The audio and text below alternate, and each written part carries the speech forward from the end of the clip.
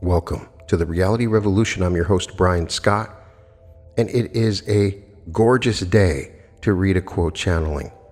Today we're going to read one from November 16th, 1986, and this is a great era to read quote channelings. This is when they really got started after the raw channelings had been completed.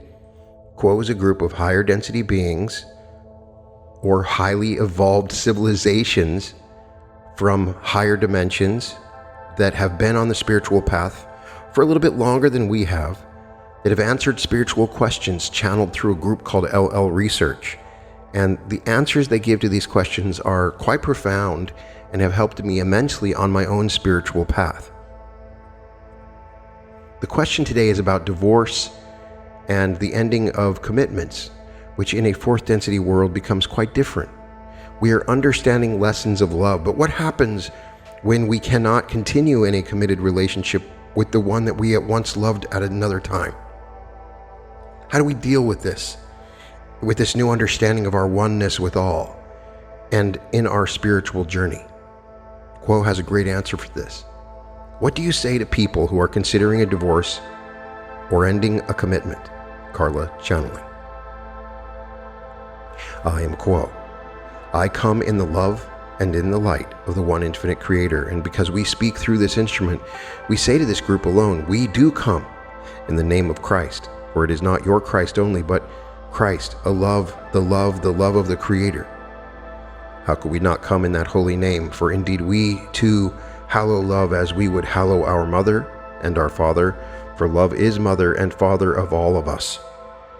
We greet each of you, and we thank you for the privilege of being able to speak with this group. It is a pleasure to be using this instrument. We note the roughened condition of the instrument's throat and will attempt to be less forceful than is our usual habit. My children, we offer our answers in love and in hopes of being of service. And yet because your question is about divorce, as you call this custom, our points of view diverge dramatically.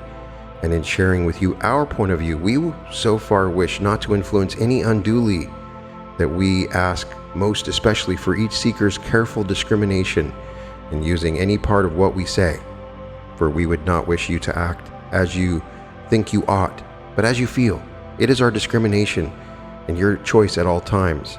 And the greatest teaching, the most ideal rule, the most exalted creed is as nothing if it is not the echo of your heart and your mind and your will. It is indeed doing damage to yourself to take concrete and irreversible steps which are not of your own choosing. It is less unfortunate if the choice is temporary, and we would wish not to be of disservice at all. Therefore, please take those things we say and weigh them carefully. Our view. We pause due to the fact that this instrument has ambivalence in our mind. We scan and we find we understand. There are two situations, one in marriage, one a commitment without your marriage. This is not a substantive difference to us. We find it is to this instrument. We shall, however, use our own frame of reference, and thus we should say that we find the purpose of the mated pair to be increased efficiency in the gaining of catalyst, fellow aid in the processing of catalyst into experience, and the supplying of a yoke fellow for whatever service you have created for yourself, with the aid of your higher self and the creator for polarizing within your own incarnational experience. In any density higher than your own, partners and catalyst are chosen with much clearer eyes, for the veil of the subconscious mind and the veil between minds are both alike lifted, and each entity has a much advanced grasp, both of his own nature and the nature of others. Those polarizing for service to other self will most always choose an entity whose vibrational nexus complements and enhances one's own. Those involved in polarizing towards service to self are unpredictable in their choices as regards vibrational compatibility, for other considerations having to do with those things which are of the illusion are more important. To follow this line of reasoning back into third density, may we say that a persistent difficulty in speaking of your matings within your civilization is the great variety of motives for inaugurating and sustaining such a relationship. Almost never is it for the reason that is most closely aligned with the actual function and purpose of the mated relationship. Almost never is suffering, hardship, and trouble used as the reason for choosing a future partner, and yet this is the precise experience you wish to share, for your illusion is created in order that you may suffer and learn. That is the purpose of there being an illusion, for self-consciousness must be awakened. The third density begins with a sense of self asleep, and happiness and contentment do little to awaken the soul. It is the interactions with others that bring grief, suffering, loss, and trauma, which create the opportunities you most cherished before the incarnation. Thus, it is well to choose the mate you want to suffer with, and for the mate you feel will pull as strongly as do you to carry equally the burden of illusion. Certainly, it is well to choose in love. Yet, my children, do you think you were given your physical vehicles as they are for play? We suggest that in the divine play that is your sexual network of responses, there lies the great wisdom of bonding and creating a reason to consider one particular mate over another. The choices are often too many, for one may seem good and then another and then another. And so we observe, most sadly, that the motives for your mating often include the interest of the physical red ray center, and often also includes desires for benefit. This is service to self in orientation, as is an unenlightened active red ray, and will lead to exactly the kind of catalyst for which it actually enters into a mated relationship. However, there being no grasp of the function of the mated relationship, the trauma of catalyst is not seen as what you have come to experience, not as the reason for which you became mated, not as an opportunity to learn what you came to learn, but as an unacceptable inconvenience, discomfort, and impediment, something to be shrugged off, as if the mated relationship were a piece of clothing that could be shed. You can see, can you not, that we find ourselves little able to answer in what seems to be a sympathetic way when we are asked what we would say to one who wishes to dissolve a mated relationship. Certainly, we could explain the theory of choosing a mate for the purpose of learning through suffering, but this may not seem very persuasive to one who is suffering and wishes it to stop. We would suggest that there may be made special time for meditation. What could be gained in meditation, you may ask, when the problem, the catalyst, is coming from another? And we do not give a sympathetic response this time either, for the only sphere in which any entity has power is the sphere of himself. True power is power over the self, and the right use of power involves the self. There are in any difficulties which you experience, whether or not another has difficulties, problems of perception within yourself. My children, if you see anything except the face of love, you are having difficulties with perception. The distortions are understandable and unnoticeable relative to other entities within the illusion. You may even feel that you have a clearer picture than others, and indeed you may. However, we are speaking of something that is removed from the illusion, and that is love itself. For each entity has at its core reality the face of the Creator, the heart of Christ, the mind of love. If you do not see that in your enemy, your mate, or the earth and sky itself, then you must polish your glasses and set yourself to study silence again.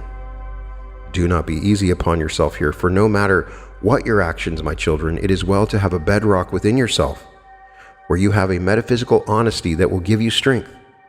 You may not be pleased with yourself, but it is well to attempt to continue to know and to bless the self in all its distortions. Any experience may be re-examined at any time for the possibility that the catalyst has become too much for the flawed illusory entity that you experience to buckle under. And so, rather than destroy your body or your mind by allowing truly impossible abuse, it might of course be possible and even necessary that there be a mated couple which must spend time apart. It is our admittedly biased point of view that it is well to persevere at all times with only one question, and as always, that question is, where is God or love? My children, if you or your mate find love in another, remember your own time of romance with gratitude and thanksgiving, and then wish the best and the highest and the most for your love, regardless of what your mate wishes to do. If the difficulty is a difference of opinion, turn from defending self and begin defending your love. For does your mate not need you now more than ever? Is your mate not in pain? Words, gestures, any attempt at communication will heal much. And if they do not seem to be efficacious, that also is acceptable for us, for we expect the catalyst and do not attempt to rule its flow into our experience. It occurs to us that before we leave you, or we should say this instrument and this question, we can make one point which may be more telling, although we consider it to be no more central than any other, and that is this.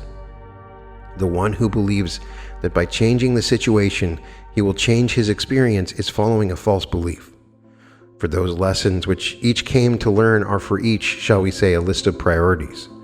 When catalyst comes to a seeker, it is a sure thing that there is a lesson connected with the learning of the nature of love, which working through the catalyst will benefit so that you may become richer in experience and more conscious with the consciousness of love. When a lesson is declined by moving out of a situation, the same lesson shall be presented to the student again. The lesson, however, will be made clearer so that there is less chance of misunderstanding. Translated into the perceptive bias of your illusion, that means the lesson will be more painful and will take longer to work out. Catalyst will be more extensive for the same experience. The one who walks away from a mated situation is buying time, but not changing the catalyst that he or she is bound to have one way or another.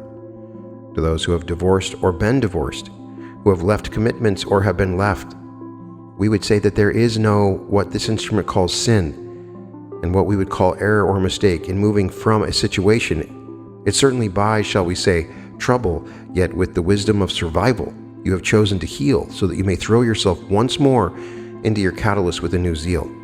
If you've been left and you have found yourself acting in negative ways, demeaning to your mate or to yourself, we urge you to take hold of your will and your powers of love, for if you have not been tested again, you shall be. You will feel betrayal and rejection somewhere and somehow. Next time, my children, offer your love back to the situation. To those of you who must leave or have left a committed relationship or marriage, do not weep for your past, but rather gird your loins, for your next impulse will give just as much catalyst as the one which gave the catalyst in the first place. This time, attempt to infuse your actions with a love that realizes compassion, with a love that realizes the reason for relationships. Forgive, and forgive again. Forgive yourself. Forgive any who seem to have hurt you, remembering you have faulty perceptions. If you do not see love in every situation, you have the power to create children of your thoughts, daughters and sons of your heart, by what you say and how open your heart and hands are. We ask you to create love. Love one another, my children. Always do what you must with no excuses and no need for recrimination, and always turn your face forward and use what you have learned. This environment, which we have called third density, is a gift. Every tear, every ache of the heart is precious. We hope you can give thanksgiving in the hard times and find joy in tears. For truly enough, there is sadness in any joy within the illusion. Should there not also be joy in any sadness? We would transfer at this time, having greatly enjoyed talking with you. We are sorry not to have been more helpful, but you see, we do not speak of right or wrong, we speak of love. And I am afraid that questions of mated relationships in your culture do not usually revolve about the love of which we speak, which is not defined by red ray or any ray, but by that which comes through one and is more than one could ever be. For love has the power of infinity, and you who attempt to generate are generating a very finite version which will, as your red ray itself will do, die away. We leave this instrument in love and light and transfer at this time. I am Quo, Jim channeling. I am Quo, and greet each of you again in love and light. Through this instrument, we are happy at this time to open our meeting with you to any further queries which those present may have upon the mind. May we attempt any such query at this time. Carla? Well, one of the marriages that I heard about today that may be breaking up, there isn't another person. There's just a strong difference between the two people have grown to be that wasn't there when they got married. I realize that in general, the thing is to stay together. I got that all right. But at what point does mental or physical abuse become intolerable? You know, if somebody were reading this, trying to make a decision, there wouldn't be anything in there. I guess that's the way you designed it. There wouldn't be anything in there to make you decide. You just more or less get the lay of the land. Is that right? You designed it so that people wouldn't use it as a basis for action, but just for thought. I mean, you designed it, the talk that way, is that right? I am Quo, and I'm aware of your query, my sister. We have spoken as we have spoken this evening with the hope that we may indeed provide the food for thought, as you have called it, which will hopefully provide an opportunity for many who are considering the severing of a relationship more carefully. For it is within your culture at this time quite an easy and common matter to break a relationship and the commitments made as its foundation, and then to move oneself into another situation that one hopes will again meet the imagined requirements set by the self for the perfect situation, shall we say. We, in speaking as we have spoken, hoped to provide a more basic point of view concerning the nature of relationships, their purpose and means of fulfilling this purpose. If an entity can realize that the point of view that it holds may be somewhat narrow in the overall view of an incarnation or a series of incarnations, then the expanding of that point of view may allow for the more fully realized potential of an incarnation or a relationship to manifest within the life pattern. In our speaking, we have not overtly presented our own bias, but have attempted to describe the nature of the process of your third density illusion. In so describing the nature of your illusion, it must be obvious to the perceptive student that to remain with a relationship that one has undertaken with the commitment that the relationship will endure is the most efficient means of pursuing those lessons and services that are the reason for the incarnation. Entities may feel that there are reasons enough to end a relationship that is appropriate to do so. Again, we may only suggest that this conclusion is the result of a point of view, which has produced this conclusion to perhaps that point of view which has yet to avail itself to the wider scope of the potential for an incarnation. Perhaps the entity in reaching this point of view has found the more difficult point in the relationship in regards to its fulfillment, and in the fatigue encountered, whether it be mental, emotional, physical, or spiritual, and has found the possibility of ending the relationship the most appealing avenue of action. This is a natural conclusion, my friends, for the fatigue that comes at any of these levels of experience is a very real thing. And within your limited third density experience, with its great potential for limiting the point of view, it may seem to many a seeker of truth that such an alternative is obvious, appropriate, and acceptable, when indeed it might be that if a slight alteration in perception could be achieved, another possibility for the relationship's continuance might present itself to the seeker, who could invest yet one more effort in this direction. The pearls of wisdom and love within your illusion are not cheaply or easily won, else there would be little value in that which those of third density seek through all incarnations. To find the love of the Creator in any moment within your illusion is a challenge, my friends, for there is much that hides it. And to find it in those situations in which there seems to be great difficulty, trauma, stress, pain, and suffering requires the dedication of one who looks beyond the moment of suffering and sees that which no outer eye may perceive, the love of the one that dwells in all, and the dedication of the seeker to find that love in each of its moments of all incarnations. May we answer further, my sister.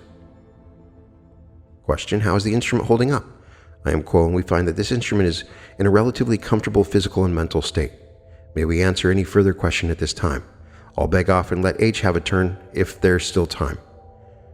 Question: okay, concerning divorce, is it better if, say, they could work out a friendly divorce? It seems like that's a common phrase these days, wherein after the divorce they don't hate each other, they just simply agree that they can't live with each other, and so they get a friendly divorce. This is definitely better than going through a court ritual and battling it out and all that, to where the person is brought down to nothing almost. Is that not correct? I am Quo, and we might suggest, my brother, that not only is that assumption basically correct, but any action that is able to produce love and acceptance of another is an action more to be desired than one which produces less of that quality of love. May we answer further, my brother? Well, that satisfies that question. But what about when there's children involved in divorce? There's an old adage that the mom always gets the kids. Is that best normally that the mother raises the kids? I am Quo. We find that this question lies within the somewhat narrow point of view of what is possible within your culture. Your culture has decided, or so it would seem, many things for you concerning how the life is lived and with whom. Within your culture there is the division between the male and female of your species of many of the behaviors which in truth may be shared if the system of belief allows such choices. Thus, to answer your query in a specific fashion, when in truth the generality fails to meet the needs of a specific response is to be somewhat misleading. We would respond by suggesting that we are not aware of a general response which would suffice in this case, for the male or female entity within a relationship may, because of its individuality and not because of its sexuality, be more able to carry out the nurturing function necessary for the raising of the small child. We apologize for our inability to give a more concrete response. May we attempt another query, my brother? Well, something totally different now. When we talk about past incarnations and stuff like that, is there any catalyst, that any practice that we could exercise to where we could experience past incarnations, or I myself could? I am Quo, and though we are aware of some practices, those of regressive hypnosis, the guided meditation, and the utilization of the dream state, that have the potential of allowing an entity to move backward, shall we say, and to experience some portion of a previous incarnational experience, it is not our recommendation that such an important portion of either learning those lessons designed before the incarnation or providing those services also designed before the incarnation. The higher self, as you call it, has gone to some lengths, shall we say, to aid your beingness in placing yourself within your current incarnation with the forgetting of previous incarnations firmly in place, in order that your current incarnation might be a finer and more purely made effort at achieving certain biases of thinking or expansions of the point of view which will enable the experience of love to move freely through your being.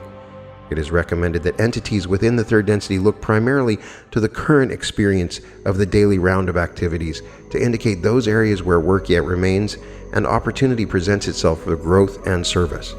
To become overly concerned with those activities and patterns of previous incarnations is in most cases a turning of the attention from that which is important and potentially useful in the life pattern to that which contains far less potential in aiding an entity in its chosen pattern of experience. The removing of the attention in such a fashion tends to blur, shall we say, the possibilities of the present moment of any incarnation. May we answer further, my brother? Question: I don't know as there's any more questions on that, but what about the term we use as unconditional love? Is that the true love that we're supposed to have for everybody? When I look at my workmates, is that the intense level of love we're supposed to have for everybody we meet? And if it is, how do we go about that without people thinking that we're weird or something? I'm Quo, and this term unconditional love is a phrase, shall we say, which has been developed within your culture, or a portion of that which describes the facet of love which is the Christ consciousness, shall we say. One is able to love without condition all entities and experiences which come before the notice. One is experiencing and expressing the kind of acceptance upon the deepest of inner levels that is, as we search this instrument's mind for the proper term, hallmark of the love of the Creator, which animates all creation, for the ability to love without condition or desire of return is the beginning of the Creator within the self, to recognize itself within all other portions of the creation. For an entity of the third density to experience this kind of expression of love requires that the entity move in harmony with those choices which it has made prior to the incarnation, that were made with the wider point of view easily accessible to the entity. This is another means of stating that each within the third density illusion has programmed for the self a program of study which, when completed to a sufficient level, will allow that entity to experience this condition of love that has no boundaries and seeks no return, thus to work with those experiences which one finds in the daily round of experience, and to attempt to find love in each moment is the means by which such love may be found. Each has a program most appropriate for the self, and as that love is found, one need not worry as to how it might be expressed, for it shall find its own level and means of expression that will be as natural and appropriate for the entity as is drawing one breath after another. Question, Carla? So you're saying that love is not an emotion, but a consciousness. How we express it has to do with our emotional makeup and how we like the person that we're looking at. But whether we feel it or not has to do with the consciousness, unconditional love, I mean. Excuse me for butting in, but that's an important point to me. I am Quo, and you are quite correct, my sister, and we appreciate your thoughtful and perceptive interruption, for it has concisely stated that which we were laying the groundwork for and which was not as concisely stated. We thank you and ask if there might be a further query upon this topic from either entity present. Not from me. I am Quo. We would ask if there might be any further queries upon any topic whatsoever that we might address before leaving this meeting. Question: is there any way that we could practice or meditate and see different colors? I had an experience one time several years ago where I saw a bunch of blues and purples just coming, like being stirred up in a way very beautiful to behold in your mind. I was wondering if there was anything that you could do that would cause that to happen again. I am Quo, and my brother, we might suggest that as the student completes a certain portion of its course of study, there's usually the recognition of moving from one level to another, one grade to another, a graduation of a kind that occurs. There is at that time an experience that is reserved for that time and that time alone. We might suggest that those experiences which you have described that manifested themselves to your physical sight as the experience of various colors are likened unto your completion of a set of lessons, and to attempt to experience this graduation again, shall we say, without having completed the necessary course requirements, is to seek the reward before the effort has been made to achieve the goal. The experiences which you describe are not random. They have occurred as a portion of a planned course of your own experiencing and processing of catalyst, and will repeat themselves when the conditions are appropriate. May we answer further, my brother? No more questions tonight, thank you. I am Quo, and we thank each present for allowing us to speak our humble words this evening. We have greatly enjoyed this opportunity and feel that the unity of seeking demonstrated by this group this evening was that which is to be commended, for each within any relationship joins the efforts with the other selves within the relationship in a unified fashion. The efforts are multiplied one upon the other until that which is sought is more surely found. We are known to you as those of Quo, and at this time we shall take our leave of this instrument and this group with our gratitude that we have been able to join this group this evening, and we, as always, leave each other in the love and the light of the one infinite Creator. Adonai, my friends. Adonai, Boragas. So this was a wonderful channeling, and it is great to hear the perspective of Quo on something endemic in our culture, and that is divorce. I mean, it seems like everybody's getting a divorce. It's so sad that you see celebrities get together and you just know that they're going to separate at some point. And friends, and people that you work with. And so why is it people can't stay together? Why is such a small percentage of people stay together for a long period of time? Sometimes I find it hard for me to talk about things like this because I'm in such a wonderful relationship and I'm so lucky, and perhaps my perspective is skewed a little bit. But I found that this is helpful as a perspective of understanding third density to fourth density. And to sort of summarize this, Quo begins by emphasizing the importance of love as a fundamental principle, likening it to a divine force that underpins all existence, as they always do. And so this channeling stresses the importance of individual discernment and choice, suggesting that relationships, particularly marriages, are meant for mutual growth, facing challenges together, and aiding each other in processing life experiences.